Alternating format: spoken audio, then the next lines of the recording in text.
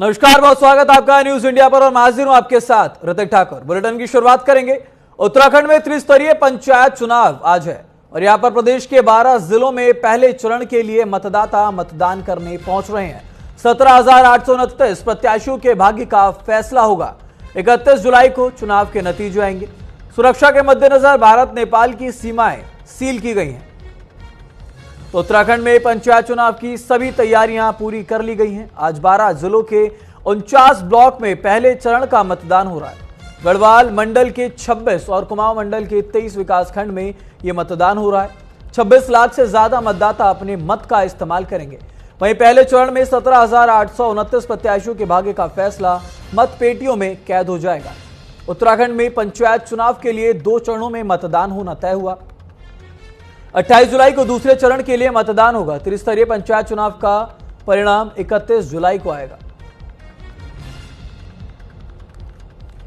तो 17,829 प्रत्याशियों की साख यहां दांव पर लगी हुई है। उत्तराखंड में त्रिस्तरीय पंचायत चुनाव को लेकर आज पहले चरण का मतदान यहां पर किया जा रहा है। आपको बता दें, मतदाता सुबह से ही अपने मत अधिकार का इस्तेमाल करने के लिए लगातार वोटिंग सेंटर्स पर पहुंच रहे हैं। साथ ही साथ सुरक्षा के भी तमाम यहां पर इंतजाम किए गए हैं। पुख्ता इंतजाम यहां पर किए गए हैं। लगभग 20,000 सुरक्षा कर्मी यहां पर तैनात किए गए हैं। तमाम जगहों पर ये पोलिंग बूथ जो सेंटर्स बनाए गए हैं उसको सुरक्षा के तमाम रखरखाव के तमाम इंतजाम यहां पर किए गए हैं।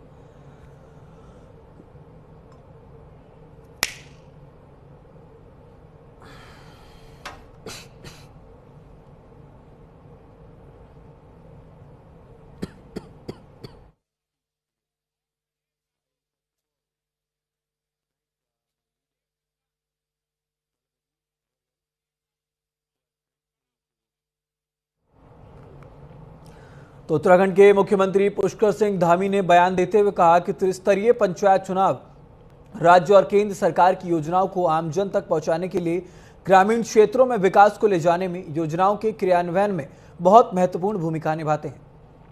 2014 में नरेंद्र मोदी के प्रधानमंत्री बनने के बाद उत्तराखंड के लोगों ने हर चुनाव में भाजपा को अपना समर्थन दिया है और राज्य में विकास भी तेज गति से बढ़ा है। पंचायत चुनाव में भी लोग बीजेपी को जिताएंगे। मैं सभी से अनुरोध करता हूं कि मतदान अवश्य करें। तो अब जनता की बारी है। जनता अपने मताधिकार का इस्तेमाल करेगी। मैदान में 17,000 से ज्यादा उम्मीदवार उतर चुके हैं जिनकी साख यहां पर दांव पर है। राज्य सरकार और केंद्र सरकार की योजनाओं को आम जन तक पहुंचाने के लिए ग्रामीण क्षेत्रों में अंतिम छोर में खड़े हुए व्यक्ति तक विकास को ले जाने में, योजनाओं के क्रियान्वयन में बहुत महत्वपूर्ण भूमिका निभाते हैं। उत्तराखंड राज्य के अंदर 2014 में आदरणीय प्रधानमंत्री श्री नरेंद्र मोदी जी के प्रधानमंत्री बनने के बाद उत्तराखंड के लोगों ने हर चुनाव में भारतीय जनता पार्टी को अपना आशीर्वाद दिया है, समर्थन दिया है और विकास भी तेज गति से उनके आशीर्वाद से राज्य के अंदर बढ़ा है।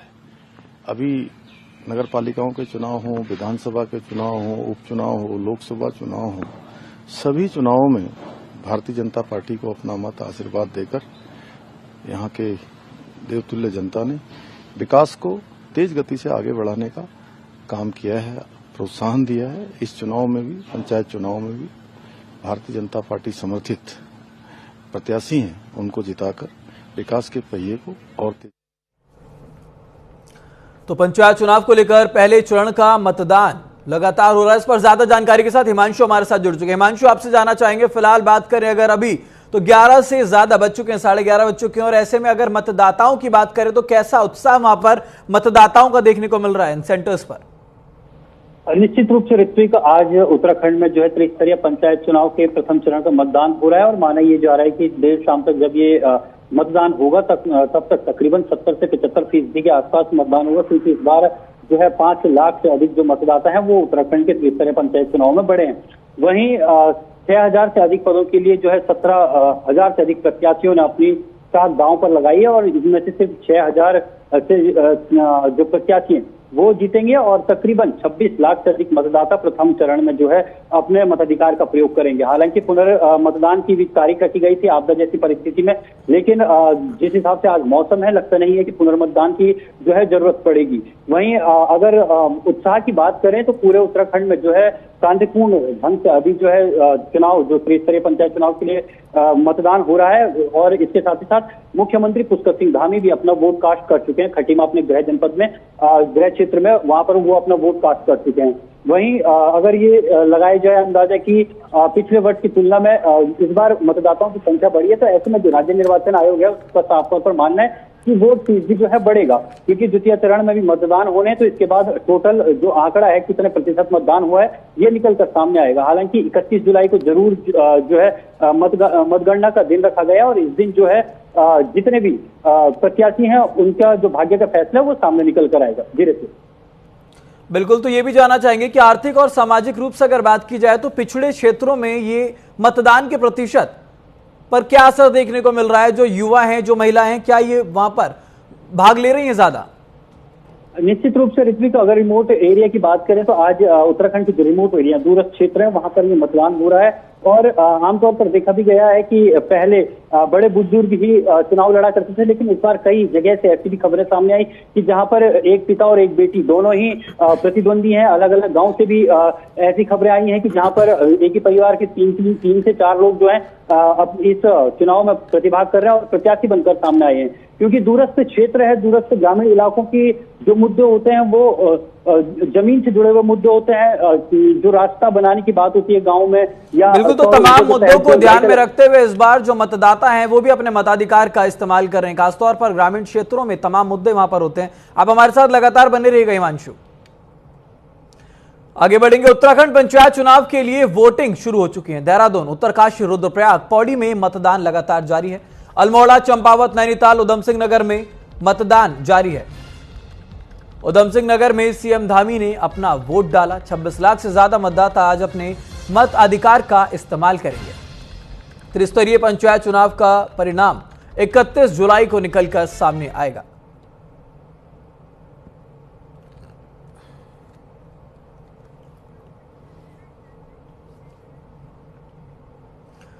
तो 17,829 प्रत्याशियों की साख यहां पर दांव पे लगी हुई है और हिमांशु हमारे साथ लगातार बने हुए। हिमांशु, ये भी जानना बेहद अहम हो जाता है क्योंकि त्रिस्तरीय पंचायत है और ऐसे में तमाम जो मुद्दे होते हैं वो स्थानीय मुद्दे होते हैं, वो जमीन से जुड़े मुद्दे होते हैं। तो क्या खास मुद्दे इस बार इस पंचायत चुनाव को लेकर उठाए गए हैं? साथ ही साथ क्या वादे इस बार यहां पर किए गए हैं इनकी तरफ से? देखिए, सबसे बड़ी बात यह है कि ग्रामीण इलाकों में जो होता है, एक तो सबसे रोजगार किस तरीके से उपलब्ध हो, मनरेगा के तहत किस तरीके से काम किए जाए, क्योंकि ये एक ऐसा मुद्दा है जिसमें ग्रामीणों को जो है रोजगार मिलता है अपने गांव में ही। क्योंकि उत्तराखंड की अगर बात करें तो उत्तराखंड पलायन का दंश झेलता हुआ आता है और हर बार लाख वादे किए जाते हैं, लेकिन धरातल पर कई ऐसे योजनाएं होती हैं जो नहीं पहुंच पाती हैं। तो ऐसे में जो प्रत्याशी हैं, लाख दावे वो भले कर लें, लेकिन कुछ ही ऐसी योजनाएं होती हैं जिन्हें वो धरातल पर उतार पाती हैं। चाहे केंद्र की योजनाएं हो, जल जीवन मिशन की हम बात करें, जल जीवन मिशन के तहत गांवों को, हर घर को, प्रत्येक घर को जो है हर घर जल, हर घर नल से जोड़ने की बात कही जाती है, लेकिन कई ऐसी जगह है जहां पर ये योजनाएं देखने को नहीं मिलती हैं। वहीं अगर बात कर ली जाए, जिस तरीके से हम पहले ही बता रहे कि ग्रामीण इलाकों से अगर छोटे छोटे मुद्दों की बात करें तो सबसे अहम होते हैं कच्चे रास्ते, जो पैदल पगडंडियां होती हैं, उनको किस तरीके से उनका सुधारीकरण किया जाए। क्योंकि जंगल के इलाके होते हैं, किस तरीके से वहां पर सौर ऊर्जा के तहत जो बिजली के पोल लगाए जाते हैं वो लगाए जाएं। ऐसे कई अनेक और भी मुद्दे हैं, चाहे सरपंच से रिलेटेड मुद्दे हो, पेड़ कटान से रिलेटेड मुद्दे हो, या चकबंदी का मामला हो। तो ऐसे कई अनेक मुद्दे हैं जिनको ग्रामीण स्तर पर किया जाता है और जिसमें ग्राम प्रधान की अहम भूमिका होती है। इसके बाद जिला पंचायत की भी अगर बात कर लें तो जिला योजनाओं को लेकर खासतौर पर देखा जाता है कई ऐसी जिला योजनाएं हैं जिसके तहत कई अनेक कार्य किए जाते हैं। चाहे इस वर्ष की अगर बात कर ली जाए तो जिस तरीके से उत्तराखंड में नंदा देवी राज्य यात्रा होने वाली है, चमोली जिले में 280 किलोमीटर की पैदल लंबी यात्रा होती है। इसमें जिला जो पंचायत सदस्य होते हैं या जिला योजना के जो भी कार्य होते हैं वो इस दौरान किए जाते हैं और पैदल पगडंडी का ये मार्ग होता है 280 किलोमीटर का। तो किस तरीके से इसे बनाया जाए, तो ऐसे तमाम वो मुद्दे हैं जो ग्रामीण क्षेत्रों में होते हैं। तो इन्हीं मुद्दों को लेकर प्रत्याशियों ने जो है अपनी साख दांव पर लगाई थी और इन्हीं मुद्दों के तहत वो घर घर जाके उन्होंने अपना प्रचार प्रसार भी किया। जी बिल्कुल हिमांशु, क्योंकि अब ऐसे में जब ये पंचायत चुनाव होता है तो तमाम रंजिशें भी यहाँ पर जरूर होती है। जो यहाँ पर उम्मीदवार होते हैं, आसपास में आरोप प्रत्यारोप का भी दौर लगातार जारी रहता है। लेकिन फिलहाल अगर मतदान की यहाँ पर बात की जाए तो क्या किसी प्रकार की कोई अप्रत्याशित घटना यहाँ पर सामने देखने को मिली है? कोई तकनीकी खामी, ईवीएम में कोई दिक्कत हो या फिर सुरक्षा को लेकर, भीड़ प्रबंधन को लेकर कोई समस्या अब तक? जी बिल्कुल नहीं, ऐसी कोई समस्या अभी तक नहीं दिखी, क्योंकि शांतिपूर्ण तरीके से चल रहा है। और उत्तराखंड में इस वक्त जो है 49 विकास खंडों में चल रहा है। हरिद्वार को छोड़कर बाकी 12 जिलों में ये मतदान चल रहा है। 6 जिले जो है कुमाऊं मंडल के, 6 जिले गढ़वाल मंडल के। गढ़वाल मंडल के जो है 26 विकास खंडों में ये चुनाव चल रहे हैं। और कुमाऊं मंडल की हम बात करें तो कुमाऊं मंडल के जो है 23 विकास खंडों में ये चुनाव इस वक्त चल रहे हैं। और ऐसे में शांतिपूर्ण ढंग से चुनाव करवाने के लिए पुलिस विभाग लगातार पहले से तैयारियां कर रहा था। और 20,000 से अधिक की जो फोर्स है वो इस त्रिस्तरीय पंचायत चुनाव में तैनात की गई है। यहाँ तक कि जो फॉरेस्ट गार्ड है उनकी भी ड्यूटी यहाँ पर लगाई गई है। और शांतिपूर्ण तरीके से जो है राज्य निर्वाचन आयोग ने ये चुनाव कराने की अपील भी की थी और करवा भी रहा है। बिल्कुल हिमांशु, क्योंकि स्थानीय प्रशासन की भी बहुत बड़ी अहम जिम्मेदारी ऐसे में हो जाती है जब यहाँ पर मतदान किया जाता है। लेकिन बात अगर उत्तराखंड की होती है तो यहाँ पर ये पर्वतीय इलाका और यहाँ पर मौसम की मार भी लगातार उत्तराखंड झेल रहा है। तो ऐसे में क्या इन मतदाताओं के लिए जो सुरक्षा की व्यवस्था है, मौसम के मद्देनजर कुछ खास व्यवस्था यहाँ पर की गई है ताकि जो मतदाता हैं उनको किसी प्रकार की कोई दिक्कत ना हो? देखिए, निश्चित रूप से मतदाताओं की बात कर रहे हैं तो मतदाता ये भी जानते हैं कि वोट किस वक्त देना है। क्योंकि अगर सुबह की बात करें तो पहाड़ी जो पर्वतीय क्षेत्र है वहां पर लोग सुबह वोट कास्ट करने नहीं जाते हैं, क्योंकि लोग सुबह जंगल जाते हैं, चारा लेने जाते हैं और चारा लेने के बाद वापस अपने गौशाला की देखरेख, घर के काम निपटाते हैं। और इसके बाद जो है दिन के 12 बजे बाद जो है लोग वोट कास्ट करने जाते हैं। और ऐसे में अगर आज मौसम की बात करें तो नैनीताल और बागेश्वर को छोड़कर कहीं भी येलो अलर्ट जारी नहीं किया गया। हालांकि बारिश का पूर्वानुमान जरूर किया गया है, लेकिन पोलिंग पार्टियों को पहुंचने में बहुत दिक्कतों का सामना करना पड़ा था। पोलिंग पार्टियां अपने गंतव्य तक देर रात तक पहुंची हैं और काफी दिक्कतों का सामना करना पड़ा है। बिल्कुल, तो प्रशासन ने कहीं ना कहीं हिमांशु पूरी तैयारियां की हुई है ताकि मतदाताओं को किसी प्रकार की दिक्कत ना हो। आप लगातार बने रहिएगा हमारे साथ। एक बार अपने दर्शकों को बता देते हैं कि आखिरकार ये त्रिस्तरीय पंचायत कहां पर है और ये पहले चरण में जो मतदान हो रहा है ये कहां होगा। तो पंचायत का ये दंगल है। अब देखना ये होगा कि इसमें किसका मंगल होता है। पंचायत चुनाव के लिए आज वोटिंग की जा रही है। पहले चरण में 49 ब्लॉक में मतदान होगा। उत्तराखंड पंचायत चुनाव के लिए वोटिंग्स शुरू हो चुकी है। प्रदेश के 12 जिलों में पहले चरण के लिए मतदान किया जा रहा है। 17,829 प्रत्याशियों के भाग्य का फैसला यहां पर होगा। प्रत्याशियों की किस्मत बैलेट बॉक्स में होगी और 31 जुलाई को चुनाव के नतीजे पूरी तरह से निकलकर सामने आ जाएंगे। तो ये त्रिस्तरीय पंचायत है। उत्तराखंड पंचायत चुनाव के लिए अगर बात की जाए तो यहां पर कुल कुल 6,049 पदों के लिए 17,829 उम्मीदवार हैं। 948 पंचायत सदस्य हैं। तो 3,393 पंचायत प्रधान के लिए यहां पर 9,731 उम्मीदवार हैं। 201 जिला पंचायत के लिए 831 उम्मीदवार हैं। 1,507 क्षेत्र पंचायत के लिए 4,980 उम्मीदवार यहां पर उतारे गए हैं। तो त्रिस्तरीय पंचायत को लेकर ये पहले चरण का मतदान है। आपको बता दें सुबह से लगातार जो मतदाता हैं वो पोलिंग सेंटर्स पर पहुंच रहे हैं और यहां पर अपने मतदान का, अपने मताधिकार का इस्तेमाल लगातार कर रहे हैं। साथ ही साथ प्रशासन की तरफ से तमाम जो सुविधाएं हैं, जो इंतजाम है वो किए गए हैं ताकि किसी भी प्रकार की दिक्कत मतदाताओं को ना हो। मौसम को देखते हुए भी तमाम इंतजाम यहां पर किए गए हैं। तो आप देख सकते हैं तस्वीरों में आपको लगातार दिखा रहे हैं। मतदाताओं को प्रेरित भी किया और खुद मुख्यमंत्री पुष्कर सिंह धामी, उत्तराखंड के मुख्यमंत्री हैं, मतदान करने के लिए पहुंचे और इसके बाद उन्होंने साफ तौर पर जो जनता है उसको भी प्रेरित किया और कहा कि आप अपने मतदान का, अपने मताधिकार का इस्तेमाल जरूर करें। आपका अधिकार है। जो भी आपके जमीनी मुद्दे हैं उनके मद्देनजर आप वोटिंग जरूर करें। तो दिखा रहे हैं मैं आपको तस्वीर। सुबह से लगातार वोटिंग सेंटर्स पर मतदाता लगातार पहुंच रहे हैं। सुबह से लगातार यहां पर मताधिकार का इस्तेमाल किया जा रहा है। 17,829 प्रत्याशी मैदान में हैं जिनके नसीब का फैसला 31 जुलाई को होगा।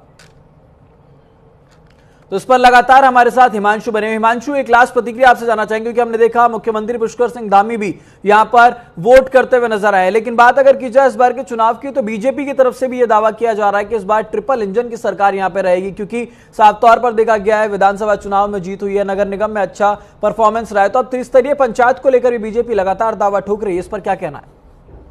देखिए, निश्चित रूप से क्योंकि उत्तराखंड की अगर बात करें तो उत्तराखंड में जो अधिकांश कैडर वोट है वो बीजेपी का है, क्योंकि सैन्य पृष्ठभूमि का ये प्रदेश है और यहाँ पर अधिकतर जो निवासी हैं वो सैन्य पृष्ठभूमि से आते हैं। यानी कि यहाँ पर जो है लगातार ये देखने को मिलता है कि जो भी कैंडिडेट होता है वो पहले किसी अन्य पार्टी में भी रहा हो, लेकिन उसने दल बदलने की पूरी कोशिश की है। और 2014 के चुनाव के बाद, चाहे वो लोकसभा के चुनाव की बात कर ली जाए, विधानसभा चुनाव की बात कर ली जाए या नगर निकाय की चुनाव की बात कर ली जाए, तो हमेशा से बीजेपी को यहाँ पर बढ़त देखने को मिली है। क्योंकि बीजेपी ने एक काम जरूर किया है, इस प्रदेश में एक मिथक था कि कोई भी पार्टी दोबारा सत्ता में नहीं आती है। 2017 में चुनाव होते हैं, बीजेपी सत्ता में आती है, और 2022 में ये अंदाजा भी लगाया जा रहा था कि जो यहाँ की जनता है वो बीजेपी को सत्ता से बाहर करने का काम करेगी। लेकिन 2022 में ये मिथक तोड़ने का काम भी बीजेपी ने किया है। तो निश्चित तौर पर ये कहा जा सकता है कि भाजपा को लेकर खास तौर पर यहाँ की जो जनता का है वो आशीर्वाद हमेशा मिलता रहा है, चाहे निकाय चुनाव की बात कर ली जाए, विधानसभा चुनाव की बात कर ली जाए या लोकसभा चुनाव की बात कर ली जाए। जो पिछले लोकसभा चुनाव यहाँ पर हुए थे उसमें देखने को भी मिला था कि 500 की 500 सीट जो यहाँ पर लोकसभा की है उसमें जो है बीजेपी के प्रत्याशियों की जीत हुई है। और निकाय चुनाव में भी अधिकतर ऐसी जगह है जहां पर अब आने वाले समय हिमांशु देखना ये होगा कि आखिरकार 31 जुलाई को जब तस्वीर साफ होगी तो पता लग जाएगा कि आखिरकार किसकी साख दांव पर थी और किसके सर पर जनता ने ताज पहनाया है। बहुत धन्यवाद आपका तमाम जानकारी के लिए। आगे बढ़ेंगे। मुख्यमंत्री पुष्कर सिंह धामी ने बुधवार को रुद्रप्रयाग जिले के IIT मद्रास में चयनित युवा अतुल से फोन पर बात की। उन्हें शुभकामनाएं दी, जहां पर